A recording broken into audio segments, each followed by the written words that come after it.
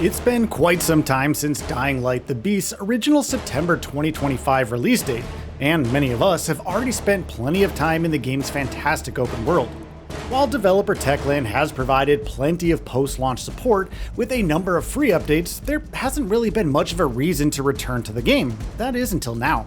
The studio surprised just about everyone by announcing, and shortly afterwards releasing, the Restored Land update for Dying Light the Beast.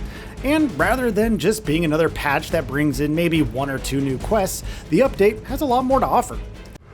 That's good enough now, are you?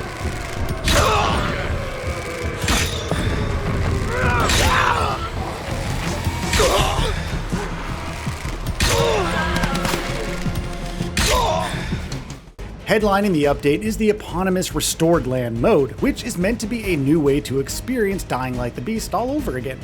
When enabled, the mode introduces a way for players, once more taking on the role of Kyle Crane, to restore Castor Woods to something at least a little closer to its former glory. Zombies killed in Restored Land mode won't ever respawn. On the other hand, resources you've already looted won't come back either, which introduces an interesting double-edged sword here. That means you have to be much more careful when moving through any given area.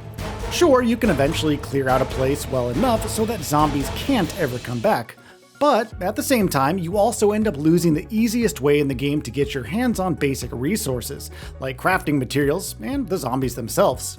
The balance is skewed even further against the player thanks to resources being a lot more scarce, and repeatable activities that often tend to be a great way to grind out more materials can only be completed once. Now, when it comes to actually playing through the mode, these limitations create some genuinely great moments where I had to stop and think through my next moves. Sure, I could always use some extra crafting materials, and I was certainly strong enough to take on a certain dark zone, but then I had to ask myself, do I really need those materials right now? Or would I be better off waiting instead of draining my already limited flashlight battery? Restored Land mode, for all intents and purposes, turned Dying Light the Beast, otherwise a pretty fun power fantasy, into a much more cerebral experience.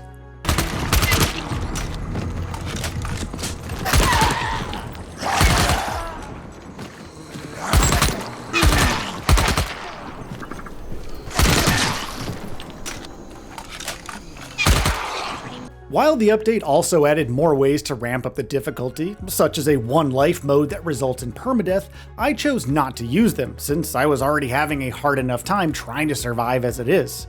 I haven't finished a full Restored Land playthrough yet, so I can't really comment on the usefulness of the rewards, but doing so will likely take me much longer than my first playthrough, since it encourages a slower pace thanks to resource constraints. I did find the act of taking out all zombies in an area quite rewarding, however, and it was a lot of fun to take a leisurely stroll through these zones without having to worry about anything. My only real complaint with the whole experience was the fact that co-op, one of my favorite features of the game overall, isn't available in Restored Land. The update also brought with it one of my favorite new side activities, Roadkill rallies. Strewn about the more open parts of Castor Woods, the Roadkill rally activity revolves entirely around your driving skill and rewards you based on how many zombies you can run over from point A to point B.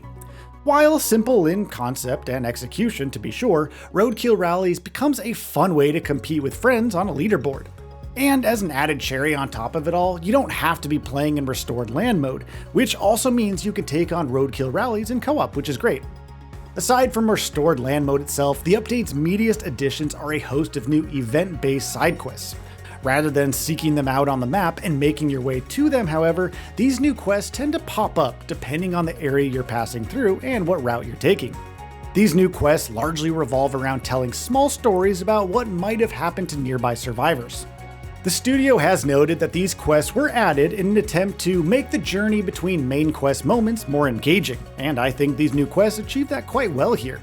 They feel like a natural part of your journey as you parkour or drive your way through Castor Woods, and can often add to the sense of place that the setting has always excelled at.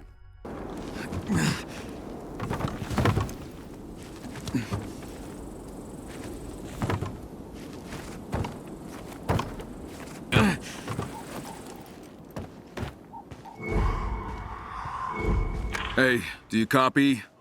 Hello? Now, what helps even more is the fact that these quests don't even tend to be particularly long. They tend to be relatively simple affairs overall, often revolving around a single fight or a couple of conversations before you return to your journey. They can be quite varied, ranging from a simple interfaction battle over a truck full of useful resources to finding new outposts set up by the Baron's forces.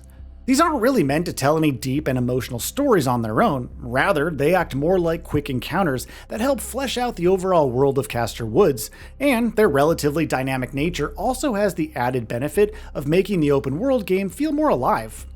I'd also be remiss not to mention the many improvements Dying Light the Beast has received through its extensive post-launch support. My favorite of these has been the added depth to the parkour systems. Rather than making any single sweeping change to the traversal at large, however, the studio instead added a range of smaller improvements through additional animations that are only really obvious to those who may have already spent some time with the game. This has resulted in on-foot traversal generally feeling a lot smoother overall. Additions like legend levels for level cap players also provides more excuses to just, hang around in Castor Woods to take on some of its tougher challenges. Now, when it comes to PC performance, Dying Light the Beast already ran very well, and Restored Land hasn't slowed it down one bit. With most of the visual settings cranked up to the max, I was able to maintain steady frame rates of well over 60 FPS, while playing at a resolution of 2560 by 1440. Now, this was on an upper to mid-range PC, featuring an AMD Ryzen 7 7800X 3D CPU, a Radeon RX 7800 XT GPU, and 32GB of RAM.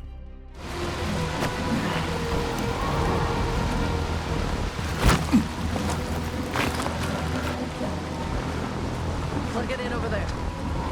Okay, bossy. That's it. You did it. That should keep him away. Kyle, was it? Yeah. I'm Florence.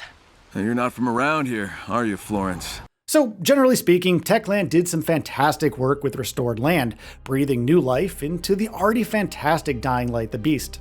Thanks to the plethora of new content, new players have plenty to sink their teeth into, while those of us who had already considered ourselves done, quote-unquote, with the game, have had a great reason to just come back. It's headline new mode for fresh playthroughs. The new event-based side quests are also on offer, basically offering plenty of fantastic new opportunities for environmental storytelling depending on how you approach them and where they actually appear. And Roadkill rallies are yet another great way to make traveling between faraway points a lot more interesting. So, what are your thoughts on this? Go ahead and share them in the comments below. And if you like this video, please subscribe to the channel and enable all notifications by clicking the bell icon to get new video updates. We upload every day and would really appreciate your support. Thanks for watching.